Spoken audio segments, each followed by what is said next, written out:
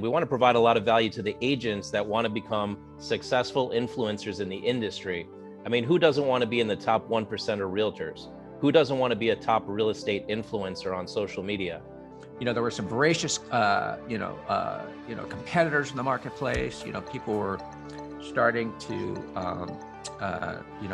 it was just really, the recruiting environment was changing. It was getting really radical. So we were at this mindset of like, well, we have to go two ways.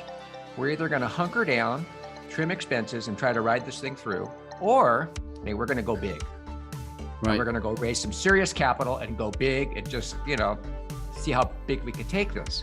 And it was at that point in time in our decision making that Douglas Elliman came along. Every overnight success, Alex, is 10 years. You know that. It took me 10 years to be a good agent. It took me 10 years, in management. So it seems like Teles was 10 years. 10 years seems to be the magic number for me.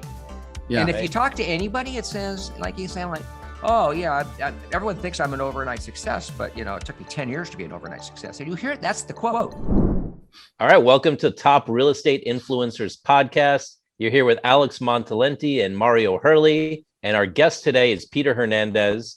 He's the CEO of the Western region of Douglas Elliman, been in the industry for a long time, real estate influencer, really cutting edge, early adopter of technologies. And we're excited to get into his brain, really understand his vision. And we want to provide a lot of value to the agents that want to become successful influencers in the industry. I mean, who doesn't want to be in the top 1% of realtors? Who doesn't want to be a top real estate influencer on social media? I mean, Peter Hernandez has a lot of knowledge to offer, and we're going to dive in deep here. Welcome to the call. Thank you, Alex. Thank you, Mario. It's great to be here. I look to you guys a lot for my social media influence, and the company you guys have built is amazing. And if you guys don't know Real Greater, you got to know it, because they have some of the leading technology. They have these really cool Insta business cards and all kinds of cool things that you guys can use to promote your business, to build your social media presence and influence. So I'm really, really excited to be here with you guys and talk about this. And I hope it's not a one-way conversation. I hope we can all kick this stuff around, because some of the questions absolutely that we're going to be talking about are, we might have difference of opinions, and we might, even want to debate some of it. So I'm all up for that. So let's go. Yeah, let's do it. And you're absolutely right, Peter. When it comes to us providing value, why we did this podcast, I call it a labor of love, because from the time I've known Alex for the last 5 years, we were always going crazy, and we're super fascinated when we saw other people doing podcasts. And of course, we think we could do a little better, right? We have something unique to offer. So here's our opportunity. And quite frankly, it's really great to start with you, Peter, because you can give us both an insight from your experience, what you've done on your own, and also your insight, what you've observed when it comes to social media and technology, which is our bread and butter. So let's start. I want to ask you first, Peter, how did you get into real estate? Okay, so I was thinking about how I was going to answer that, but I'm going to answer it the way I always do. And that is, I didn't want to get into real estate. My dad and my brother were both in the business, and we had a family business in Marina del Rey that my dad actually opened in 1964, even before the Marina del Rey Harbor had been the first shovel went to dig it and create the largest small craft yachting harbor in the world. Wow. And I remember sitting at the dinner table, and my dad said, Peter, why don't you get your license and get into real estate? And I said, I would do anything before that. I literally did not want to go into real estate. But as it goes, I was at UCLA. I was putting myself through school. I needed to earn some money. I got my real estate license, and I went in to sell on the weekends just to earn money. And as it would be, my first day on the job, a woman comes in from Brentwood, and she says, do you have any rentals? And so, I went and I took her around. I showed her some rentals, and there was nothing she liked. And she was a new divorcee, and she was just coming from Brentwood to move to the marina. And as she's walking out the door, before the door closed, for some reason, I just said, wait. I said, have you ever thought of buying anything? And I have no idea where that came from. It showed me that I was getting sucked into the business. And she says, she actually leaned in and said, is there anything for sale? And so back in the day, speaking of technology, we had a book about this thick, and you thumb through it and you go, here's one. And I called up the broker. We went and saw it. We saw about 2 or 3 properties, and she bought one that day. Wow. And so I was in, and that's kind of how my career started. That's awesome. Yeah. I love it. Yeah, So you got the bug. I did. And you know what? It's funny. I was pre-law at UCLA. I was really excited about maybe becoming a lawyer. And I was thinking about it though. And while I was going to school, a lot of my clients were lawyers, and they all kind of liked real estate more than what they were doing in law. I really picked up on that. They were investing in real estate. They were interested in real estate. I would talk to them about law, and they would say, "Oh, I don't know why you'd want to do that. It's like, you got to deal with everybody's problems." And so I listened. Yeah. And I ended up just ditching law school and going straight into real estate. And it was, I don't know, 50 years later, it was probably the best decision I ever made. That's awesome. Yeah, it's like me. Like I got dragged into it too. My mom was in real estate, and she's like, "Come on, just help me out this summer." Like, no, I don't want to. Like, did she make you sit? Did she actually make you sit with her at open houses or sit in the office when she was working? My dad would do that to me, and I was so bored. Yeah, she would make me put this stuff into the MLS. Like, she's like, "Okay, sit in front of the computer, put this listing in the MLS. Here's the folder." Yeah. She'd pull out the folders with the information, and she's like, "Hey, I don't know how to do this, so put it in there." And I'm like, "Really? I have such better things to do right now." I didn't get it, like how important that was. She had to pay the mortgage, She's like, "I got to pay bills here." Yeah, I want to go surfing. I want to go play baseball. This is not my way of spending my day. Right. That's so funny. That's what I love. I've seen talking to a lot of the people that we service. I always hear these stories that it was never like this straight line. Like, oh yeah, I love real estate, I'm going to do this, and that became a success. It always had these twists and turns. I remember, Alex, you shared with me when you started doing this work for your mom, then other ladies found out about it. And some ladies brought you to their home. You told me this funny story. This lady's like laying in her bed, just watching you as you're doing this data entering her information into the MLS. Yeah. Little did you know.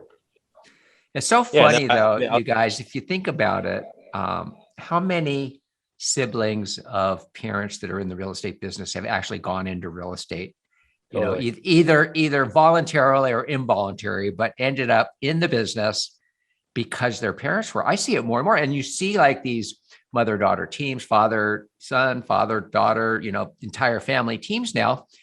You even see like husbands and wives leaving their other careers and joining their spouse to be partners in real estate. Why do you guys think that is? Is it the money? I mean, we have a team member whose mom and dad is in real estate at Douglas Elliman, right? And he just hears the conversations all day long. Like for him, that is what the household sounds like. The household sounds like people on the phone, negotiations, showing homes. It's like, if that's your life, that can become your life, right? I know it. Follow right into it. So yeah, I mean, for him, it's just, he can't live any other way at this point. Yeah, I know. Speaking of which, Peter, I mean, you said you've been doing this for what, 50 years? I know. I shouldn't say that because I don't want to be viewed as a dinosaur, and I think I am. But you know what? I got started young. I mean, I got my license when I was at college, and I was 18 at the time.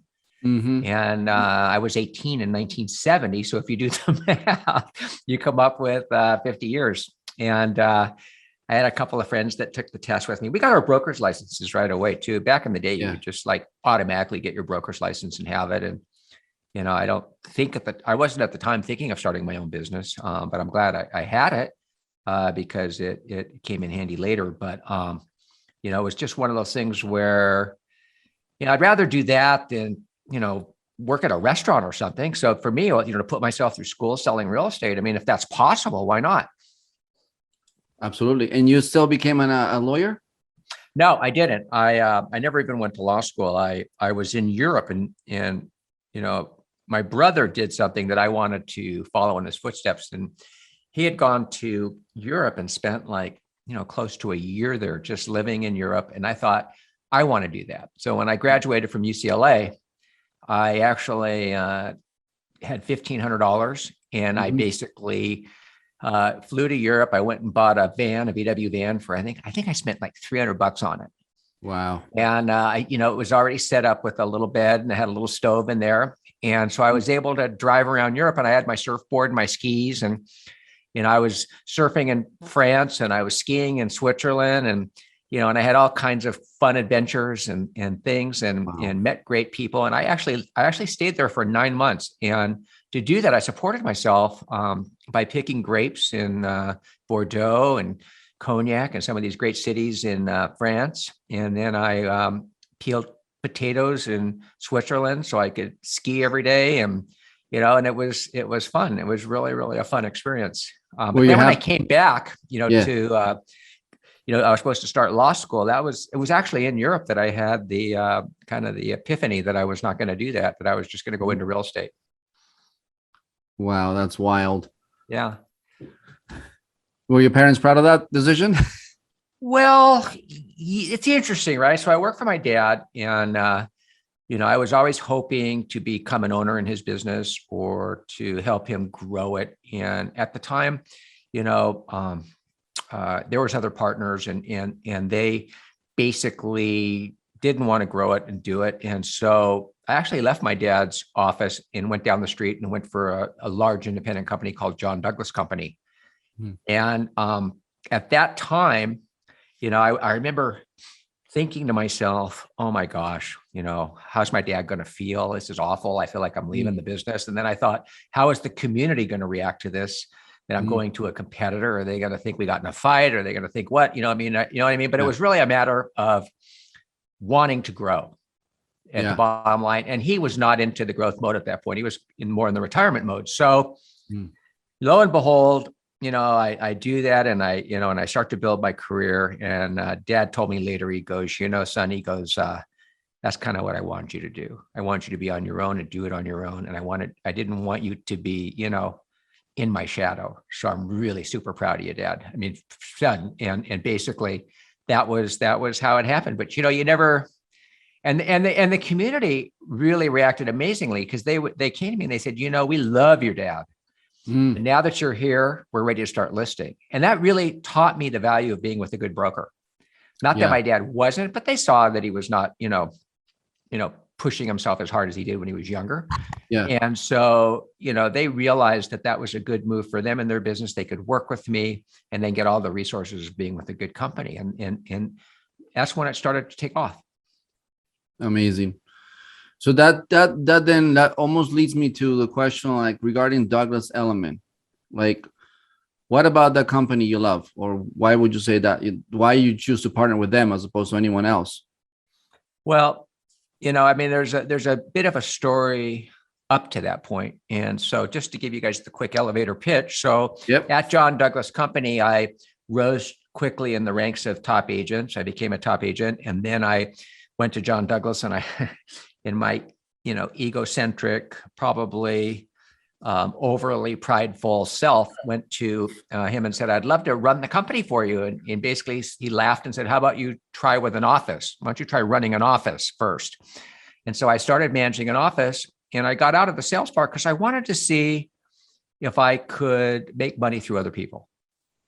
Great. I wanted to see if I could build something, trying to push other people forward in a way that I would benefit and they would benefit too. And that's kind of how that was my mind approach to it. Rather than doing all the work myself, how do you make money through others?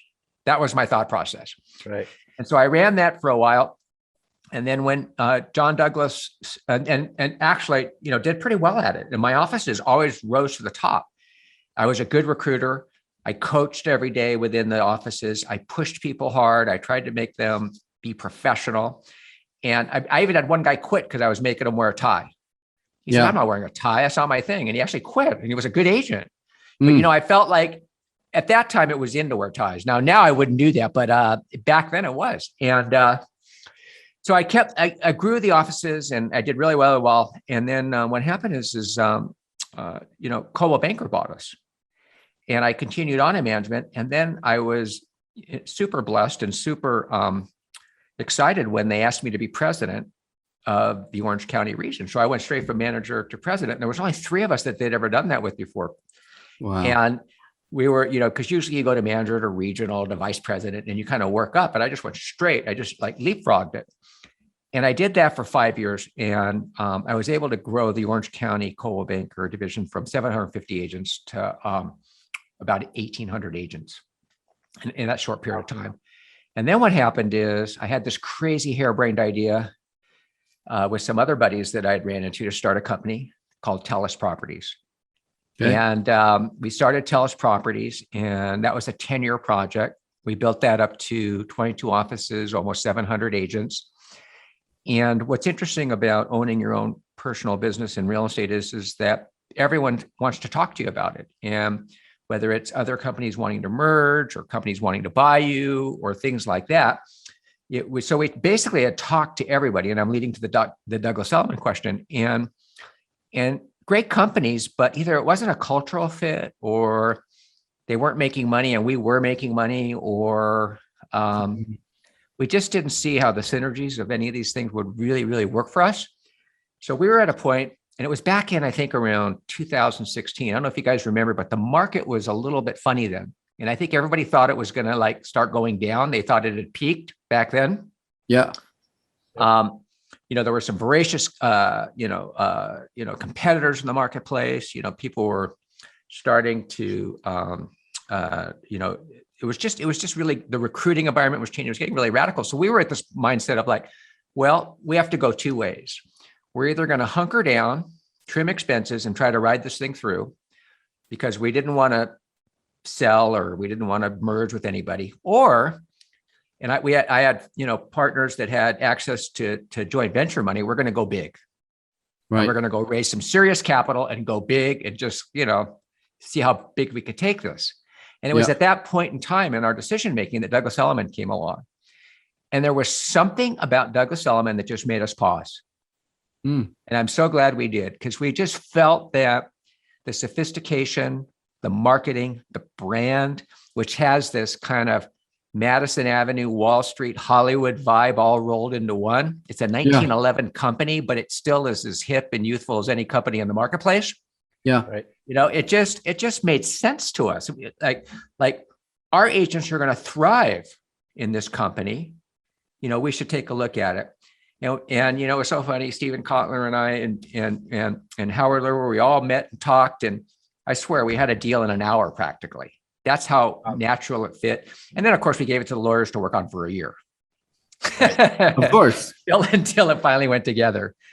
And it's been probably, the second greatest move I ever made. Maybe the first was getting into real estate. The second was doing this. And I think it was fantastic. I love working at DE, I think is a question he asked me. And I like it because I like the people I work with, bottom line. That's the absolute bottom line. And I think also I'm proud of the brand. And I think also it affords me opportunities with people, places, and things that I'd never previously experienced. What I love about your story, Peter, is that, that's okay. You have this is so huge because we, at our own organization, Real Greater, we're just starting to really own to that, which is that culture. And it sounds like you were always clear about what you want to build. You saw it was much more fun to build a team of people and have them grow, be successful, and have you grow, rather than you doing all the work, rather than you being the superstar by yourself. And then once you build that company, now you're looking for who matches that. And it didn't matter if they had more money, or it didn't matter if they sounded good with potential. It was just not the right fit. And only when you saw something that really like, okay, that sounds great, I love that, it was like such a natural fit. Like you said, the culture, it just kind of like worked so perfectly. Oh, totally.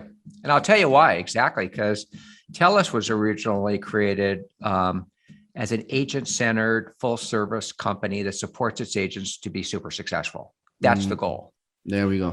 We viewed very carefully. We understood that the agent was our customer and the customer was the agent's customer. The client was the agent's customer. We got that. Wow. Douglas Elliman is exactly the same. In fact, I was at Aspire in Florida, and Howard made it. Lorber, who's our chair, who's just this amazing guy that runs and leads our company. He basically said, we know that you're our agents. He was speaking to the agents. Yeah. You're our clients, and your clients, your customers are your clients. I mean, he gets that, and we get that. And that's what creates this environment, at Douglas Elliman that was just almost identical to Teles. But there was a few differences, obviously. But Sure. it worked very, very well. And our agents just love it here. So I have a question for you. I mean, you rose so quickly to be most successful agent in the office. Then you became manager. Then you rose to lead an entire region, which had never happened before. What do you attribute that success to? Well, every overnight success, Alex, is 10 years. You know that. It took me 10 years to be a good agent. It took me 10 years, in management. So it seems like Teles was 10 years. 10 years seems to be the magic number for me. Yeah. And if you talk to anybody, it says, like you sound like, oh yeah, everyone thinks I'm an overnight success, but it took me 10 years to be an overnight success. And you hear it, that's the quote.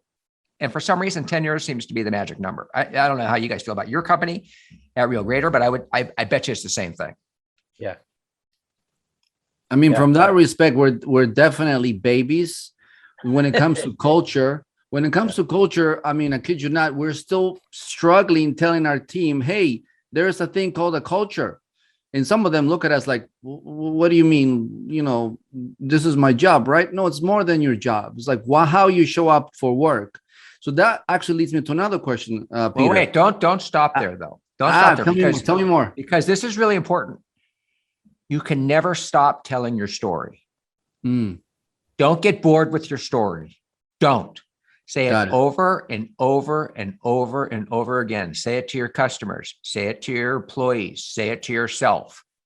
This is really, really important if you want to build culture. There's a lot of things that go into a culture, obviously, and everybody's culture is different. Yeah. But you got to know your story. You're absolutely right. And you got to just never get sick of it.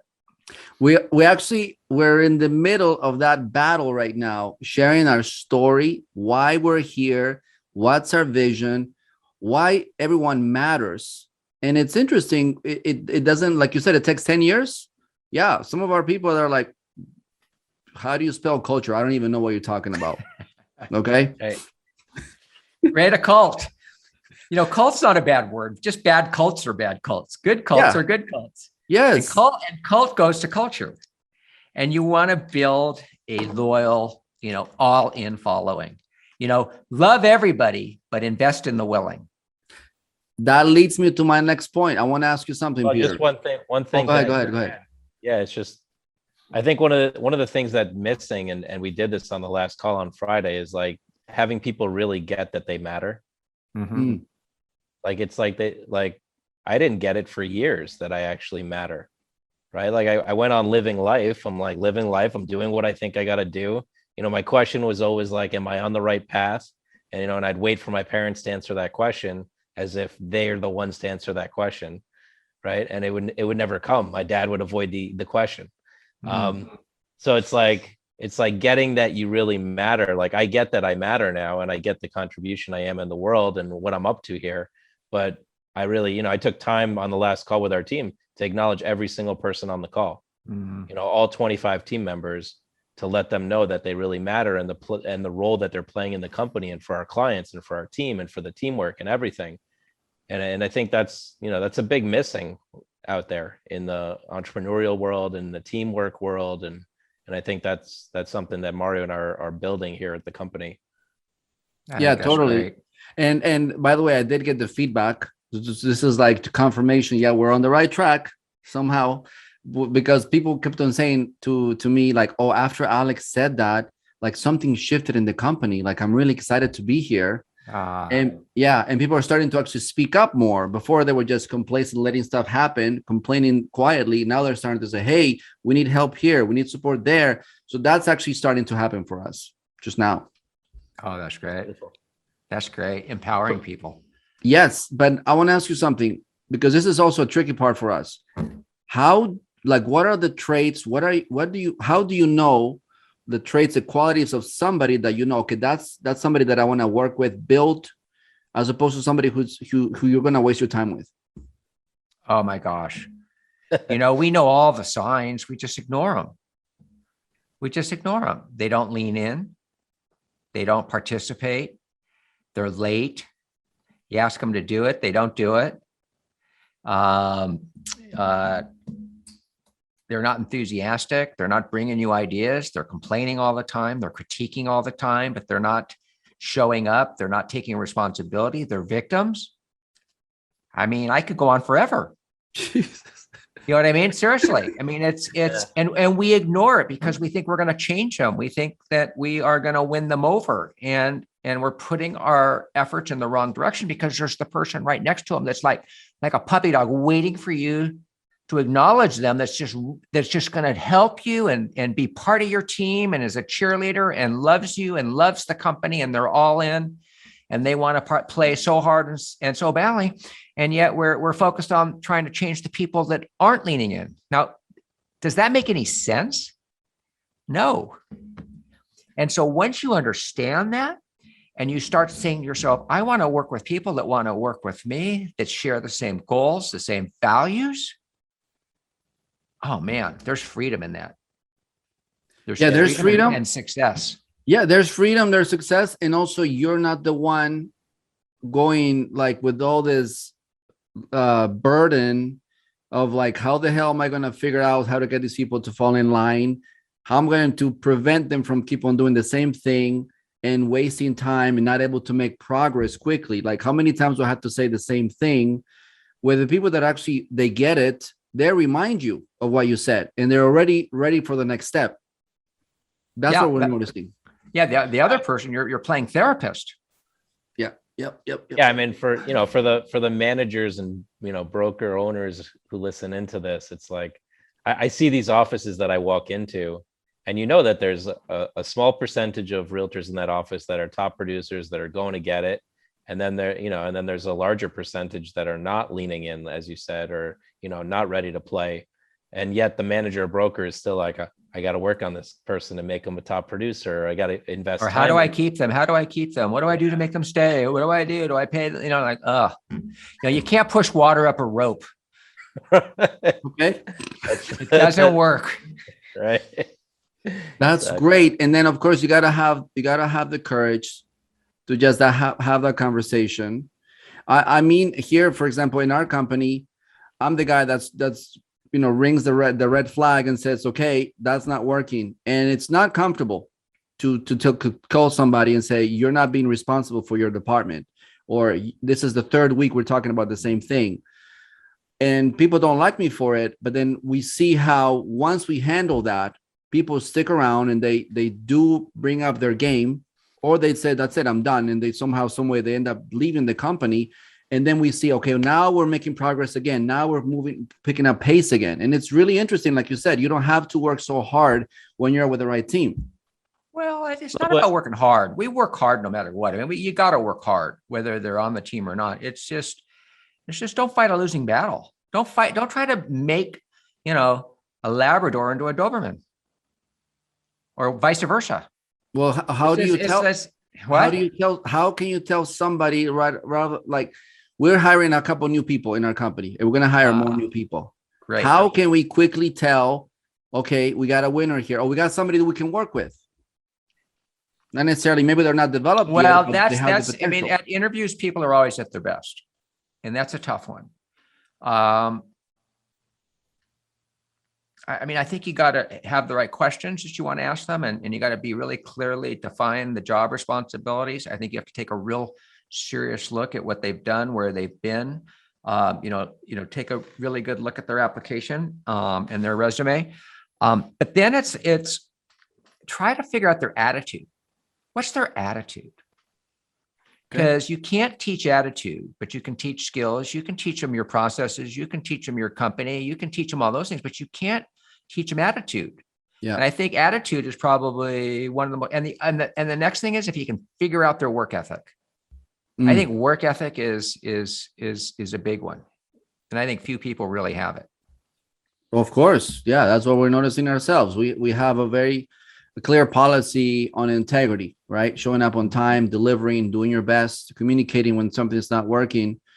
And it does make a huge difference. And we're noticing all the new people that are coming into our organization. Now they get the whole vibe, right? Okay, you guys, I love this. I want this. They say it's challenging. It's hard. I've never been with a company like this, but I like that. I like the challenge. I see that you guys, I have enough support. All I got to do is, do my best here, which with the folks we started with, that did not exist. Got it. Yeah, and I love what you say, Mario, which is like those uncomfortable conversations, they're uncomfortable, but at the end of the day, they work. They're effective. Oh, yeah, right? they are. Like I think people have to know what you want, right? I mean, you have to be clear. Yeah. And conflict is not fun. I'm not great at it. What do you mean? I don't like having the tough conversation, whether it's, telling somebody they're underperforming or letting somebody go or anything like that, or even like making an apology when you need to. And that's just as important. When you've done something wrong, just take your hat off, hold it in your hand and go in there and apologize and say, you're going to make it right and do the right thing. Doing the right thing takes guts. There you go. Yeah. It takes guts. And I also think that, it goes both ways. So whether you're going in for an apology or you're telling somebody that they're underperforming or that they're, have done something wrong or something like that, it's not easy, but we're the ones that have to do it. It's not something that should be delegated. Absolutely. And that's what I've noticed when we lead that way, like multiple times when we had conversations with Alex, he had to say, hey, I'm taking responsibility for this thing not working. And just by him doing that, people already felt, okay, good. Then now we can do our job, because before that, we were all waiting for something to happen and it had to come from the leadership. That's beautiful. That's right. So, dale. Sorry. Yeah, I was gonna say, I mean, so now you're at Douglas Elliman. You love the company culture there. You love the vibe. I get the vibe too. I mean, I know so many people at Douglas Elliman, and there is this vibe. Like, there's so many celebrity realtors at Elliman. I was actually talking about this the other day with someone, like, when is Elliman just going to launch a TV show of their own? Because it's like there's so many celebrity realtors just within Elliman. But it's like, my question for you is like, okay, so you accomplished that. You got acquired. Right? Correct. So, I mean, what's your vision now? I mean, I know you have a huge vision. We've been on calls before. I want you to share a little bit about that. What's your vision now? Well, I mean, my partners, Stephen Kotler, who's actually the CEO. You announced me as the CEO. I'm really the president. And Bill Beggart, who's the chief operating officer. The three of us run the Western region. So we're in charge of Colorado, California, and now we've just recently entered in a big way into Texas. So those are the three markets we're in right now. And we have our eyes on other expansion and on more expansion into more regions within the West, staying in the areas where our customers are. That's a big vision of this firm. It's a big part of the culture is that we're going to go into the markets where our customers own homes and making sure that our brand stays the elite brand, in the industry. That's very important because we are the elite. And I don't mean that in a cocky way, but it's a very strong part of our vibe. We want to be in the upper end, and yet we service all price ranges. But, I've always said that luxury is not a price point. It's a mindset. And people too often confuse it with the price point. So the vision, I think, going forward is to grow the firm. Like you said, to have the most productive agents in the industry. Our culture is steeped in coaching. Every morning at 8:30, we do a role play call. We believe in rehearsing. We believe in working on our skills to become better at presenting offers, to become better at marketing listings and selling listings and working with our clients. So we do that every single day, Monday through Friday at 8:30. And we have people joining that call from all over the country. And then at 9:00, so that's for a half hour, 8:30 to 9. And then from 9 to 9:30, I'll interview, different top agents, or we'll discuss themes like, teams or mindset, or we'll work on listing presentations. We did a whole series on neuro-linguistic programming, so skills, motivation, even treating the agent as a whole person. What are you doing for health? What are you doing, for your, to deal with stress? What are you doing to operate at the highest levels that you can? We're students of human performance in the sense that to be really good at what you want to do, you've got to be tuned. You have to be running on all cylinders. And so many people, will forget all those things because they always put business first. They'll sacrifice family. They'll sacrifice health. They'll sacrifice a lot of things to be successful in work. Not everybody, but the people that we generally think of as top producers, a lot of those people do. And so, taking care of yourself in a way that allows you to optimally perform, I think, is key and critical, right down to taking vacations and things like that. So a big part of that, we have a culture called leaning in. We're very, very we're very much a network at Douglas Elliman. The leads and the sharing and collaboration of ideas, clients, and referrals going all over the place is probably, I would say, of every company I've ever been in, the most prolific. I mean, I've never seen so many referrals and openness to sharing great ideas. The kind of collaboration that goes on here is pretty darn amazing. So the vision, I think, is, to answer your question more completely, is to continue to grow into markets where we need to be, where we're not, to continue to keep our agents, at the forefront of the industry, the most skilled, the most professional that we can, having the highest and best, not necessarily being the biggest. I mean, it's like people often say to me, market share, market share, market share. Well, a lot of these companies are managing negative market share. And what I mean by that is they have market share, but they're losing money, tons. And that makes no sense to me. Why work for free? Or worse than that, why pay to work? And there's, I would say 90% of the real estate companies out there are doing that.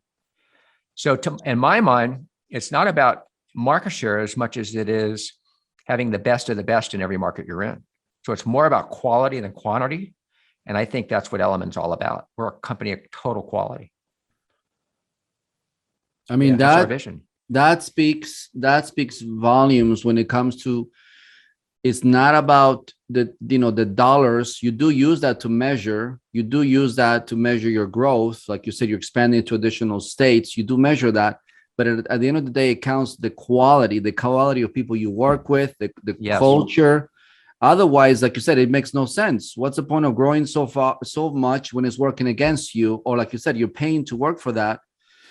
That's huge. And I think, like you said, a lot of people are making that mistake. They look at the dollar signs, they look at the numbers, and they think, oh, that must be successful. But you don't know if people are actually having a good time there. It goes to something a little deeper. And I think that, Douglas Elliman we understand who we are as a company. And so, we don't ignore our competition, but we're not influenced by it. We know what we want to do, where we want to go. I have always said that, the world doesn't need another real estate agent. The world doesn't need another real estate company. And the world certainly doesn't need a new cupcake company, but yet a new cupcake company will emerge that'll repackage their cupcakes, they'll repackage their stores, and they will go ahead and raise the price on cupcakes and enter a marketplace. Just like another real estate agent is going to come in that has a really, really clear understanding of their X factor, who they are as an agent, not comparing themselves, but contrasting themselves to the other agents in the marketplace, and thereby penetrating the market and winning business. So you have to be very, very, very clear about who you are as a firm, what you're trying to accomplish, what's your service proposition, what is your X factor, what makes you really, who you are, what you are, and then try to block out all the competitor noise, because too many people are trying to be a little bit of everything, and so they end up being nothing. Correct. Yeah. Yep. We actually, that's part of our vision. And, as you're saying this, Peter, quite frankly, I feel inspired that we should perhaps organize a retreat for our organization, be able to really connect with our people, let them know not only our vision for them, because we are very much centered around our team. Like, we already have collected hundreds of reviews for our company, but those reviews are simply the result of our folks, our team members being like in love with the vision. Mm-hmm. But they also come back to us and say, I don't know this. Like, what are you talking about? And it sounds like Douglas Elliman, you said you're very, very clear about this. And we take amazing care, supporting and training and giving as much as we can of the resources to make top producers. And that's what I see we need to do in our company, because our company has the potential. We just haven't fed them as much as you guys are feeding them. Well, you see in some of our ads, they even put, we build agents. And we build agent brands, we do. I can talk more about it in a second. I want to hear what you have to say, Alex.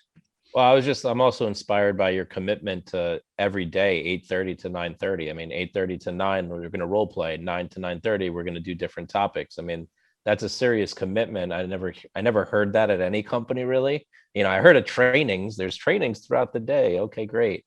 But that's like a serious commitment, like wake up and get on the call. Well, we do that with our managers too. So then at 9:45, I do the same thing with the managers. We have a recruiting call, and we rehearse on that, and we practice on that, and we talk about, what does our agent look like? Who are we recruiting? Who do we want to come into the firm? And we get a lot of clarity on that. We get a lot of clarity on how to approach them and how to talk to them and what to do. And so the accountability is everywhere. I call it 360-degree coaching. And sometimes I'll call Steven and I go, I need some coaching. Or I'll even call an agent and say, coach me on this. Or I'll call somebody on the staff that I respect, and I'll say, coach me on this. You know what I mean? Because it's really good to get other people's opinions and thoughts on things, before you actually take actions. Right. And we do that all the time and try to help each other to do that. But investing and listening to your people, I think is so good. And you guys mentioned that you survey them and that you talk to them, and what do they know about your company? And are they thinking about the way you are? I mean, that's invaluable. Yeah, absolutely. I mean, I just attended ClickFunnels Funnel Hackers Live, and the number one thing they said is to survey your people and just ask them 2 questions. What are they dealing with? What are they challenged by? That's it. So just find out what's going on for them. Mm-hmm. And you learn so much information out of that. You actually learn where they are. Really but one other thing I wanted to ask is we just talked about the vision of Element. I mean, I love that unraveling. But when I asked the question, I was actually even thinking of what's your vision? Because I know you're super driven and inspired. You have over 100 and I don't even know, 160,000 or more followers on Instagram. And I don't know any presidents of real estate companies that actually are playing big like that on social media and understand the importance of it. And so, I mean, I know you have an even bigger personal vision or drive. I'd love to hear a little more about that and why'd you jump on and say, I'm going to be an influencer? Most presidents are I'm not even touching that. Somebody else got to do that. Yeah, I think I think that's interesting. And heck, you can be behind the scenes and be super successful. There's no question about that. I think a lot of this stems from me, at least this is what I tell myself, is that I want to give back. I want to take, some of the different experiences and life lessons that I have experienced along the way and to share those with people and help people shortcut and maybe, streamline their businesses and get there faster and go further and higher, because there's so much you can do in this industry and there's really no ceiling and no difference. I think for me, when I first, it was about, I guess, maybe 3 years ago, 2.5 years ago, maybe, where it dawned on me, and this is when Instagram was starting to get kind of popular, that it was a huge opportunity. And I realized that social media was becoming business media. And that's really what those social media platforms wanted, because they began charging for ads. They became, turning it from what originally started off as free to a little bit more of an expensive proposition. And I realized that I personally didn't want to get lost in, quote, social media, because so many people do. And there's a lot of things we need to get done during a day. And if you spend all day on your phone doing the death scroll, you're not going to be that successful. But at the other hand, there was no doubt in my mind that there were a lot of people doing that. And so what a great platform now to tell your story, to put yourself out there in a way that you want to be out there. And it became very, very clear to me that this was just the beginning. And so it was at that point that I made a commitment to increase my community, to increase my following. And I'm so glad I did. And I'll tell you why. It's very important, I think, in this world to be relevant as a business person. So if you want to be successful and you want to be top in your field, I think I'm not even sure how important websites are anymore, because I think people are going to your Facebook page first. They're going to your Instagram page first. They're going there before they go to your web page. And I believe that it's almost your resume. I believe it's your image. I believe it's your service offering. I believe it's a window into who you are as a person and what your values are and what you think about in life. And I believe people are making decisions whether or not to do business with you based on what they're seeing. Absolutely. So I was recently at several listing appointments where the client said, we are choosing the agent based on the size of their followers. The day has come. Now, that is scary for a lot of people. But are we not seeing that the people that have 500,000 of followers or 1 million of followers, they are dominating the business right now, and they're getting more and more opportunities thrown at them. And why is that? Because it doesn't take rocket science to figure out if Mario has got 150,000 followers and he has my house listed, he can get it out there. The agent I just met before him had 500 followers. Why would I list my house with that person? And I think that's it's not the only criteria, right? Because I can tell you there's some really big agents that have no social media presence that sell more than everybody else, but that's rare. And that agent probably isn't competing necessarily with other agents. It's probably more a strict referral business. And so, in my mind, how much more business could they get if they actually had it would blow up, and maybe they don't want anymore. Right. But you're exactly right. It's your farm. The old farm of sending postcards into a geographic area. We can do geographic areas through social media now and hit everybody. And I bet you people are looking at their phones more than they are your postcard. I mean, I'm in this business, right? Social media, digital agency, digital marketing. And I look at my kids and I'm like, well, I don't want them sucked into the social media world. I don't want them playing on all this social media. And at the same time, I'm like, if they don't have the asset of following and they're not building that now, what happens down the road for their business world, for their business life, right? Like, are they competing against the next person that says, well, I started when I was 16 and look, I got 2 million followers now. Mm-hmm. Right. So I'm looking at that, like, even just on a personal level, like, business to business, realtor to realtor, mano a mano, for sure. One with many followers is gonna rule, or one with many reviews, or it's all online reputation, online presence. You're right. I mean, I love the thing you said about it's a window into your values and into who you are. It is. It's a glimpse. Right. If not a glimpse, it's a complete transparency. It is. And I think whether you're going on a listing appointment and you can say, look, I can reach 1 million people with one post, or you're marketing your properties and putting them on your posts and putting them in your story and doing videos and boosting them and all that, or you're building your brand. It is the most efficient and cost-effective way possible to become known in an industry. And you called me an influencer. I'd like to be an influencer, to be honest. And I would love to have influence in the real estate world. And I think every agent should have that same desire. They should want to have influence in their community that they sell.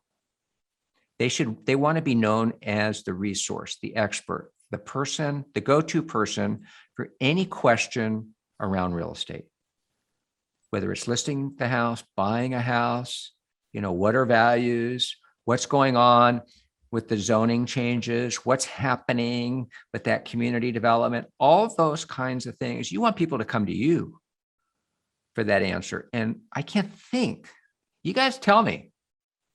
I mean, it just became so clear to me 3 years ago. And until they come up with a new way to reach our clients, I can't think of a better way to reach clients right now than that. And what I love about what you're saying, Peter, is that is actually one of the things we spend almost every single day when we do our web trainings to agents across the nation. But the ingredients that I heard in what you said was, one, you didn't want to be obsolete. It didn't matter the fact that you had all these accomplishments in the past. You realize, wait a minute, things have changed real quick. And you made a commitment to grow in there, to participate in that game, and to start becoming that influence. And then you realize, not only is this something that I must do now, but this actually is becoming the smartest way to grow your business. Mm-hmm. And I think we still have many more people to reach, many agents that probably will become obsolete because they're still holding on to the old ideas. They're still giving themselves a nice way out of saying, well, it's hard. I don't know this stuff. I'm a dinosaur. They use phrases like that just to avoid, being the ones that they have to make that commitment. I think that's where it starts. If you don't make that commitment, we can't help you. Yeah, I had a great call the other day, and I took a stand. There were two agents that said, you know what, Alex, all this is great, but I get enough business. My book of business is good. And I said, look to your left. And there was a realtor that was doing 20 transactions a year, more than the people to the right. And I'm like, and she's crushing it. And I'm like, so listen, if you have all this business, why not refer it out? Why not just get a nice referral check? I was like, it may be high time for your business right now, but what happens when winter comes, right? Why not stock up now for winter? And they were like, and I was like, I'm calling you out because I'm just saying, if you're in business, you're selling real estate, don't tell me your bucket's full, because it's never full. It's never full for any of us, really. No, and if it is full, stock up. And then when winter comes, you'll be good, Mm-hmm.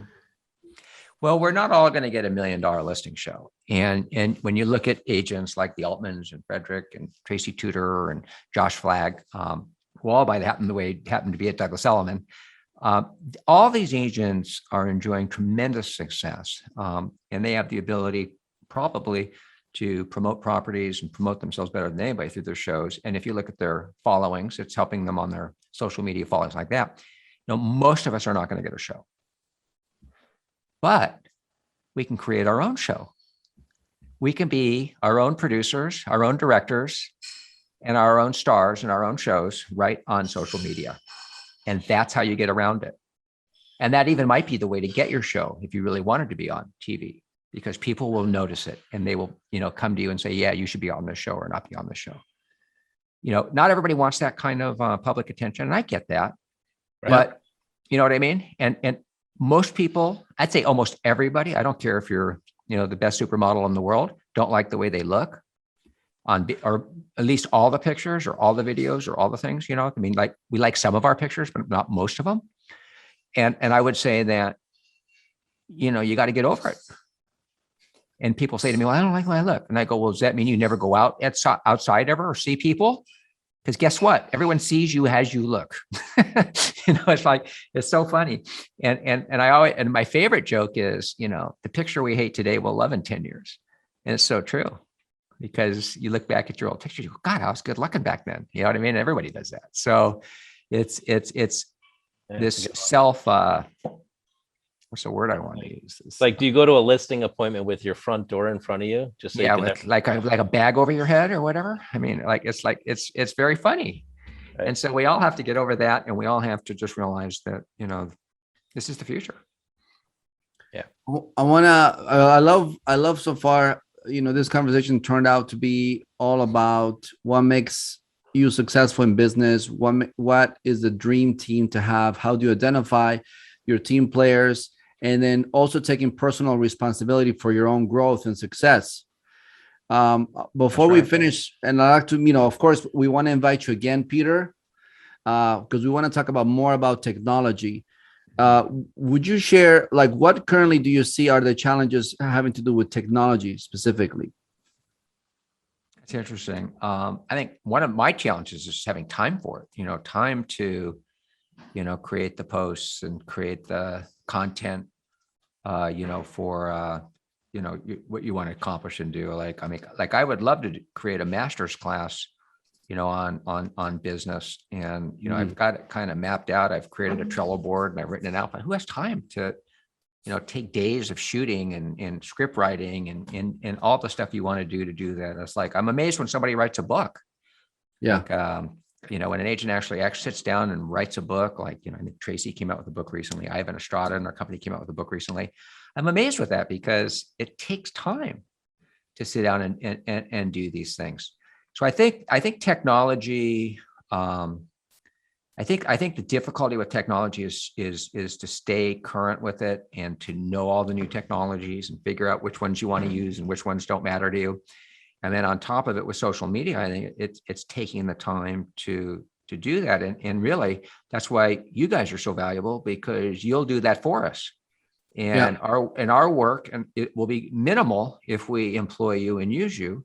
And if you really believe what we're saying, that this is something you should do, then it's really inexpensive at the end of the day and something you should do. I think technology is, as long as we don't, get sucked into the negativity of it. You've seen the whistleblower in the Senate, talking about Facebook and the evil effects of it, and that's all true. We know that's all true. Yes, that's why I call it business media instead of social media, because I don't want to get into that social, you're in Paris and I'm not, my thing going on. I mean, I don't want to do that all day long. I mean, that's crazy. But at the same time, if we can grow our companies, grow our businesses, and use technology to be more efficient administratively and manage deals better and market better and have more time to be with our families and to, go surfing or playing golf or whatever you love to do, then that's what we should be doing, and using technology to make our lives better. Yeah, Alex, what do you see are the challenges with technology? I mean, time for sure. Although, as you were saying that, I was like, I remember when it would take me 3 to 4 weeks coding to build a website, right? And now you can build. I mean, on certain platforms, you can build a website in a day, right, or in just a couple of hours. So on that side, it's like, okay, we've reduced the time it takes to do things. But on the flip side of that, it's like, well, now you spend so much time testing, like what works. It's like we finally figured out how to post a reel that gets 3,000 or 10,000 views when they only have 1,000 or 2,000 followers, which is amazing. Like, wow. That's 10x. That's great. Right? But to get to there, it took 30 days of testing to figure out what would actually work, right? Or you launch a website that's like go left or go right, you got to do A/B testing. Or launch a Facebook ad. I mean, Mario knows Facebook ads. I mean, how many consultants, how many tests, how many videos, how many landing pages? Right. We're talking like 5 months just to see what could possibly work for our company. So, I mean, the amount of time that goes into that, I think that's the challenge, is the time. And then also knowing who the experts are that you can rely on. Because it's like you can burn through a ton of consultants before you find the one that knocks it out of the park for you. That's right. That's right. And those reels are so good. If you create a good reel, oh my gosh, you can get 30,000, 40,000, 50,000 views. It's amazing. Right. And the other thing, the other secret too, is being an early adopter. I'll never forget when reels first came out. I just did one immediately. I had 60,000 views. Now I do, and I'm lucky to get 10. Right. Because it's that early adoption that works so well. So, all of that is true. And I think having people in our corners like you guys, that can keep us ahead of the curve is really the key. I really believe that. Yeah. I mean, I love what you say about early adopters. I mean, I think that's like a big thing. And I mean, that's one of the reasons why we're doing this podcast, is because the early adopters see a lot of the rewards. one of our future guests is going to be Tristan Ahumada, who you know, obviously.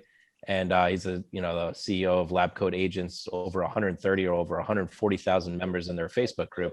But it's like what he started Facebook groups back when Facebook groups, nobody even knew what that was. Yeah. Right. But now he's got the biggest Facebook group in the real estate industry. Right. So he's great. He's an aggregator, Alex. I mean, he's a reader. He collects and, compiles great bits of content, gets it out to his following. Absolutely. Yeah, he's super. I think he's a great guest for you guys. Let me know when that is. I'll love hearing him. Yeah, we have it scheduled, I think, next week, actually. Good. But yeah, I mean, the early adoption is huge. I mean, what else did you early adopt that you feel paid off in the long run? Well, I mean, I've always been an early adopter of things. I remember even as an agent, when I got my 286 computer and nobody had a computer, or, you get the first phone, or you like at Teles Properties, we were the first brokerage to use DocuSign. And we had arguments with lawyers and banks about whether it was legal or not. And I had a copy of when Clinton signed it into law in 1986, that DocuSignatures were legal. You know what I mean? And so or even like simple things like marketing, just marketing, or anything that other people don't do. Isn't that the secret of success, is doing what others won't do? I mean, that's the bottom line. Either they overanalyze it, or they don't want to spend the money, or they try to do it without it. It's like, whatever it is, looking for an easier, softer way. I mean, be an early adopter. I even see that like when we go into new markets, and, agents that are like, part of a very small office are lucky because like they're the only agent in town that's going to get the Element referrals. So it's early adoption is a good thing. It really is. And it shows you're not afraid. It shows you're willing to get out there and do it, and put your neck out a little bit. And I think that's what it really takes. I mean, and like you said, Peter, not only is a great thing to be an early adopter, but you may go through months or years where you're by yourself doing your thing and everybody else is looking at something else. And then all of a sudden you look like an overnight success. That's right. That's right. And then they all want to know how you did it. And it's like, well, I just started it 10 years ago. That's so funny. Isn't that funny? Hilarious. I love it. I know it. But that is a serious issue with, I think, the youth, because they're being bamboozled by how easy it looks on TikTok.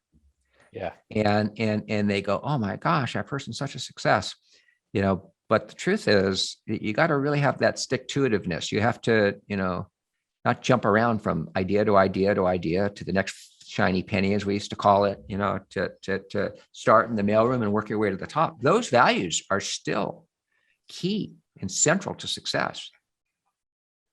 Yeah. It's nice to look at the flower, but I mean, when did the seed get planted? That's right. That's a good one. Beautiful. All right, let's go ahead and wrap it up for this episode. Peter, thanks, guys. It's been a pleasure. Thank you so much for sharing your insight on this. Any last words? No, it's just great to be with you guys. I've said too much already. Right? Yeah. Alex? Awesome. No, this is great. It's very valuable for everybody listening, and I definitely enjoy it. And I'm looking forward to more of these. Absolutely.